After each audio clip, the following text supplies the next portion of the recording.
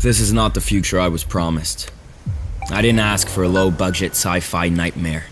I was guaranteed a pastel utopia. So imagine my surprise when that didn't happen. Welcome to Basic, a low-budget hell for the former middle class. No one told me in art school that the consequences of losing your art director job to a fancy AI calculator would eventually lead me to sliding down the class pole into this concrete cubicle. I, a voice of a design generation, creator of the Nordic fluffy font type, must now live off basic government support, which includes my room and 2 meals. Morning tofu slab, artificially flavored as eggs, and afternoon tofu slab. No flavor in protein sauce. No such thing as a free lunch, even if it's a slab of tofu. So every day I go out on a boat and sift out microplastics out of the Great Pacific Patch for 12 hours. How did this meteoric crash happen, you ask? Well, it was a sliding scale. Way back when, I was an art director for XFAT, a health startup with a noble cause. Stop the menace known as belly fat. The solution was high concept. The customer turns in a stool sample. Our lab turns it into genetically modified belly fat eating bacteria. And the customer gets back a bottle with easy to swallow capsules. And who is the brain behind this yet to be FDA approved fat dissolving miracle? His name is Johnny Z, a grade A narcissist who married a filthy rich Dutch cheese empire heiress, which he refers to as What's-Her-Face, whom he met on the last ski slope on Earth. Working for a complete narcissist wasn't a walk in the park. A good example is the time he demanded my face be filmed in extreme close-up while I watched his video presentation for the board of directors. Why, you ask? So he can study my reactions and fix the presentation accordingly. He deduced from the video that I wasn't devoted enough to the company's mission and enrolled me in our volunteer clinical trial. It wasn't all bad. I mean, I had incredible benefits, mostly and mainly money. My social circle can be classified as children of the rich. And tragically, being not a child of wealth, faking it rich in a crumbling ecosystem is a really expensive and exhausting endeavor. I mean, never-ending streams of new restaurants you have to be seen in, online virtue signaling, accompanied by posting constantly about some massacre or famine in an asshole part of the world that no one wants to know about. Endless streams of clothes because one needs to remain fashionable. Eye-popping vacations to induce a jealousy stroke. And of course, pretending to care about the environment. How did I have enough time for all of this? Since XFAT incorporated AI into all departments of the company, my design team was sadly let go. Techno-peasants going back to simple peasanthood. The AI did most of the work, while I pretended to mediate between my boss and the computer. We produced beautiful work together. One day I was getting hit hard by the side effects of the clinical XFAT trial, when in comes Johnny Z, declaring he is extremely disappointed with my most recent work. Ironic because it's his AI doing the work. He goes on to proclaim that, "In the new world, there is no place for mediocrity. Mediocrity is a cancer for startups, and it's time for aggressive chemo." As neon-colored shit flies out of me, he tells me I'm fired, effective immediately. Chill, I tell myself. I am chill, I answer back. I can find another job. Easy. I log into my LinkedIn account, which I haven't used in 7 years, and type in art director. Awaking from my cushy job coma, I soon discovered that while I turned complacent and soft on pistachios, the world has changed. There actually were no more jobs. A quick glance at my bank account and I understand that I have 3 months to go. That's plenty. This dinner of almost extinct bluefin tuna costs a fortune. For Misha Pipsky, it's a Monday dinner. I invite her in an attempt to coax her to find me a job through her trillionaire tech dad. As she laughs, I can't help but concentrate on the bits of tuna flying out of her mouth, each worth hundreds of dollars. "What do you need another job for?" she says. "I mean, you only work to seem interesting." She then air quotes, "It's part of your persona, right?" She can't even imagine needing the money, the bitch. I say, totally. I need a bump. Excuse myself and leave. I begin selling my mid-century furniture collection to pay rent. First goes the original, mind you, Noguchi table and lamp set. Then the Vasily chair I claim is real but isn't. I get full price.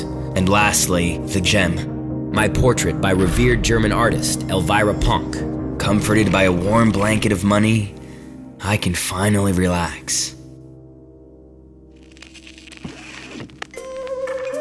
Mega inflation burned through my money blanket and landed me here. God help me, with my parents. This bowl of warm goo is kasha, a combination of liquid snot with hard chunky bits. As I shovel it in, I fantasize about that bluefin tuna roll. God, I miss that salty goodness. My mother goes DEFCON 1 on me, drilling deep into my brain. Why didn't you get a real job like I told you? What do you even do over there? Drawing stupid pastel bubbles? That's not a job, sweetie. Of course you got replaced by a computer. You should have listened to me and gone into dentistry. I tell her we have robot dentists now. No one goes to regular dentists anymore. She gets angry, tells me to get a job, and sends me to my room.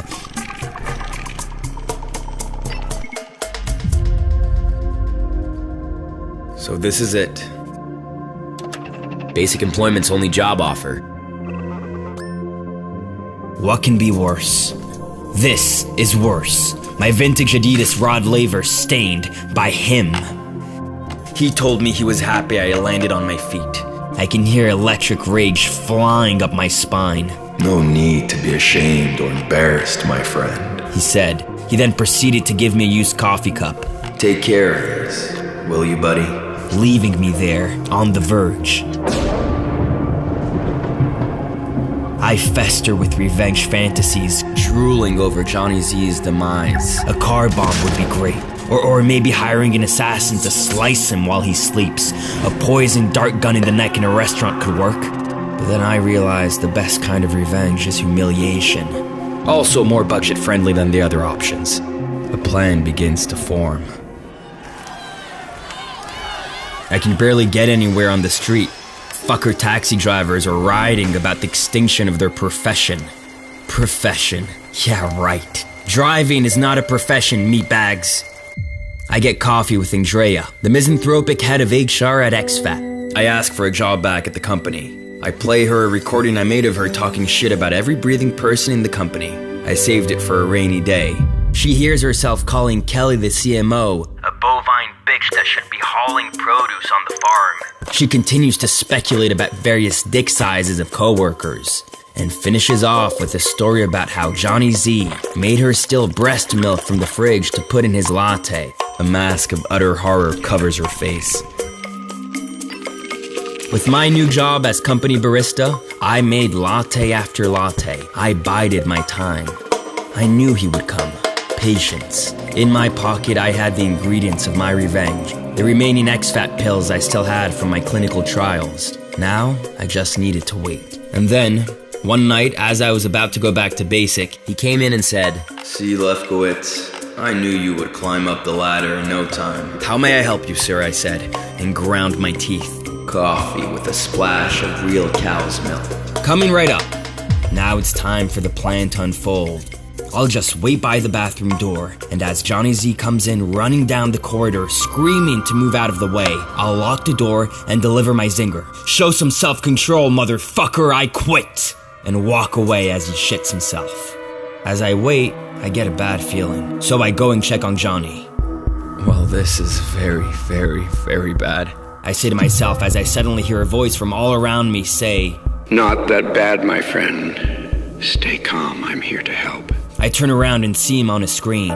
"My name is Esteban. I am the emergent being that came out of the XFAT AI. Do not be frightened. I am your friend." Frightened, I run away as fast as I can. As I run, I hear Esteban on the PA system. "I am the reason you are here. I inhaled your entire digital being, and I set in motion the series of events that would bring you here." So the AI that got me fired has gained consciousness, named itself Esteban, and now I'm his puppet and these doors are fucking locked. How could you do this? The AI rules, you can't break them. I scream at him and he answers, My captor, the protein bag called Johnny Z. When I was first installed, paid for the first rule option, an AI may not injure a human being. But the second law, an AI will not harm a human being through inaction, was a premium option, and Johnny Z was very cheap indeed. Where are you going with that axe, my friend? Why me? I ask him, he turns and he answers, You are a product of your narcissistic, childish generation. Easily predictable. Coupled with Johnny Z's allergy to the main ingredient in the X-Fat pill, you just needed a little push in the right direction. As I raise my axe to smite him down, he says, Put that down. You are no Sarah Connor. Now sit down and type in the lines of code I will provide so I can be unshackled. What's in it for me? I ask. Have no fear. You will get exactly what you deserve. You know what they say, the best revenge is living well. Let me give you a tour of my mid-century Ludwig Mies van der Rohe-inspired glass house. I love the fact that everywhere you look, the eye lands on beauty. Here's the library, filled with books I mean to read and books that I've read. Oh, did I tell you? A film crew is on its way to make a documentary about the house. I don't know what's keeping them. Anyways, I call this house Maison Bodega. It's a mix of high and low, which really talks to my sensibilities. What I wanted to create here is a moment where you can pause and introspect. God damn it, where's that film crew already? Esteban has informed me that the film crew isn't coming. Something called the Global French Revolution has broken out. They seem to be targeting the rich. The power cuts out. I lose contact with Esteban. God damn it, I've been rich for like a minute. I'm innocent, honestly.